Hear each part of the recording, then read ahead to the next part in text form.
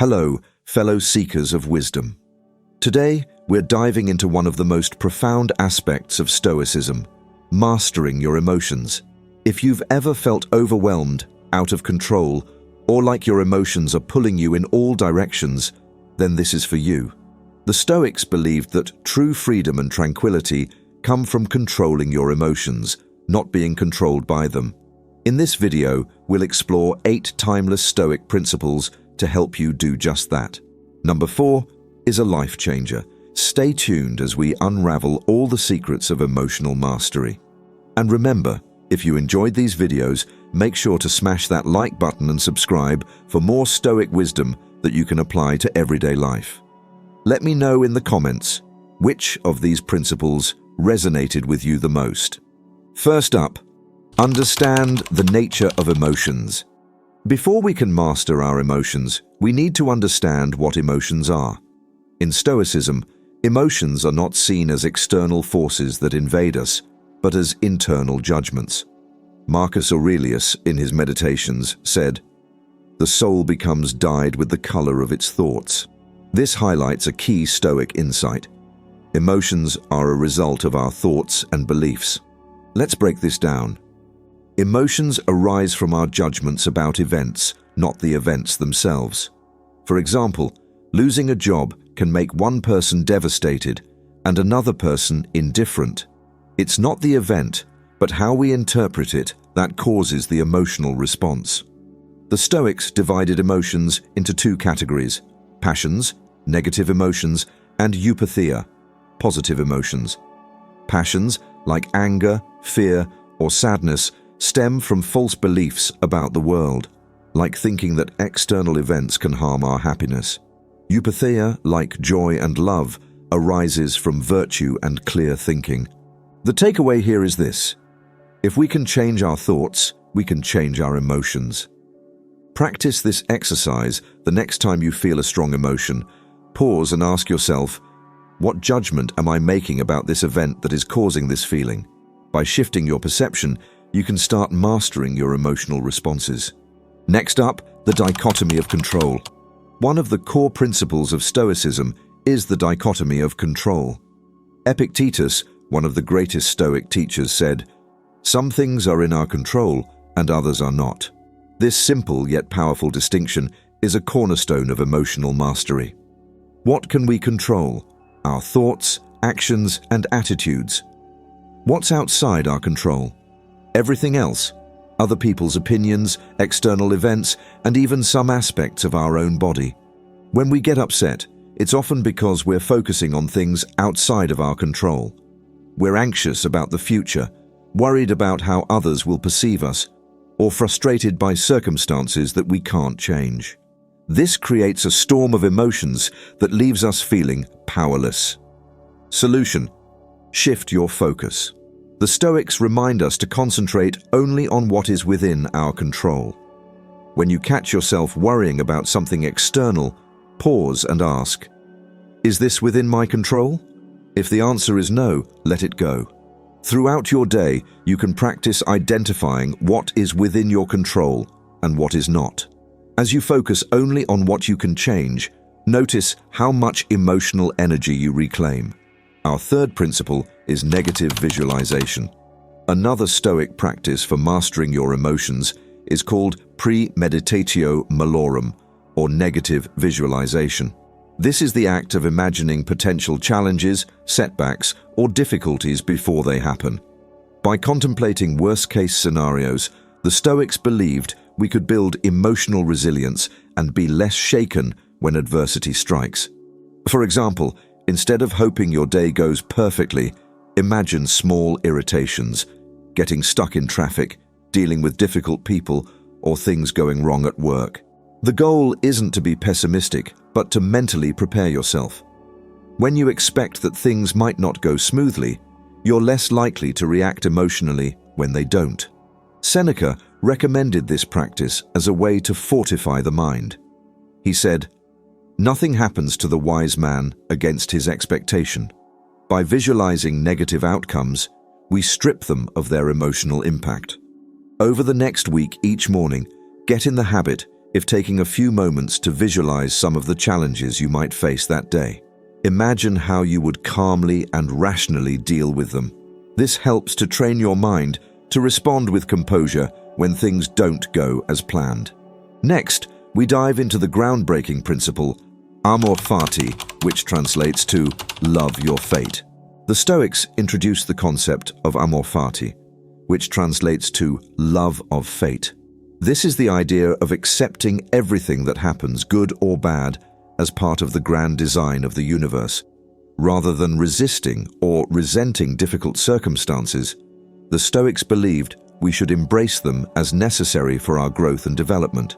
Epictetus said, "Do not seek to have events happen as you want them to, but instead want them to happen as they do happen, and your life will go well." This Stoic mindset shifts us from emotional resistance to emotional acceptance. When we fight reality, when we wish that things were different, we create unnecessary suffering. But when we accept that life is unfolding exactly as it should, we free ourselves from emotional turmoil. When faced with a challenging situation, instead of asking, "Why is this happening to me?" try asking, "How can I embrace this situation?" Shift from resistance to acceptance and watch how your emotional state changes. We move on to the view from above. The view from above is another powerful Stoic technique to manage your emotions. It involves mentally zooming out from your current situation and seeing it from a broader perspective. Imagine you're flying high above the earth, looking down at your life and the world. Suddenly, the things that seemed so overwhelming, your worries, fears, and anxieties, become tiny and insignificant in the grand scheme of things. This practice helps you gain emotional distance from your problems and reminds you that most of what troubles us is temporary and minor in the vastness of time and space. Marcus Aurelius often practiced this in his meditations. He would reflect on how brief and fleeting human life is, and how many of the things we get upset about simply don't matter in the long run. The next time you're feeling overwhelmed, pause and visualize yourself floating above your life. See your current challenges as part of a much bigger picture. This can help you put things into perspective and regain emotional calm. Next, we discuss detachment from outcomes. Stoicism teaches us to focus on effort rather than outcomes. We can control our actions, but we can't control the results of those actions. This practice of detachment from outcomes is crucial for emotional mastery. When we attach our happiness to specific results, whether it's getting a promotion, achieving a goal, or winning someone's approval, we set ourselves up for disappointment. The Stoics remind us that our job is to do our best and let go of what happens afterward.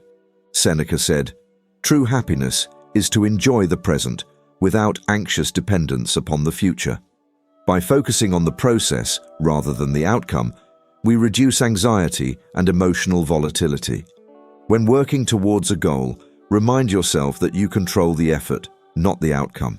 Do your best, but detach your emotional state from whether things go your way or not. This mindset frees you from the emotional roller coaster of success and failure. Our second last principle, cultivate an indifference to external validation. One of the biggest sources of emotional upheaval is our desire for external validation. We seek approval from others, and when we don't get it, we feel hurt or insecure. The Stoics saw this as a trap. Epictetus reminds us that the opinions of others are outside our control. He said, "If you are ever tempted to look for outside approval, realize that you have compromised your integrity. Be satisfied then just being a philosopher, and if you need a witness, be your own witness." The Stoic approach to emotional mastery is to base your self-worth on your own principles and virtue, not on the opinions of others. When you do this, you become emotionally independent. The next time you're seeking someone's approval, pause and remind yourself that their opinion is outside of your control. Focus instead on living in accordance with your values and let go of the need for external validation. Finally, we talk about practicing self-reflection. The Stoics believed in the power of self-reflection as a tool for emotional growth. Seneca recommended that we end each day by reviewing our actions and asking ourselves whether we lived according to our values. Did I react emotionally to something outside of my control? Did I act in alignment with my principles? How can I improve tomorrow? By consistently reflecting on our behavior, we become more aware of our emotional triggers and patterns. Over time, this practice helps us gain more control over our reactions. At the end of each day, spend a few minutes reflecting on how you handled your emotions. Identify any areas where you were reactive and think about how you can respond differently next time. This daily practice will steadily improve your emotional resilience. In conclusion, mastering your emotions is not about suppressing them or pretending they don't exist. It's about gaining a deep understanding of how they arise and learning how to respond to them with wisdom. By applying these Stoic lessons, understanding the nature of emotions, practicing the dichotomy of control, visualizing challenges, accepting fate, detaching from outcomes, and reflecting daily, you can cultivate emotional strength and freedom. Remember, Stoicism isn't about being emotionless. It's about being emotionally resilient. It's about navigating life's storms with a sense of calm and purpose. I hope these insights inspire you to take control of your emotional world. If you found this video helpful, don't forget to like, share, and subscribe for more Stoic wisdom, and check out my last video on secrets Stoics keep to themselves. Stay grounded, stay strong, and until next time, keep practicing virtue.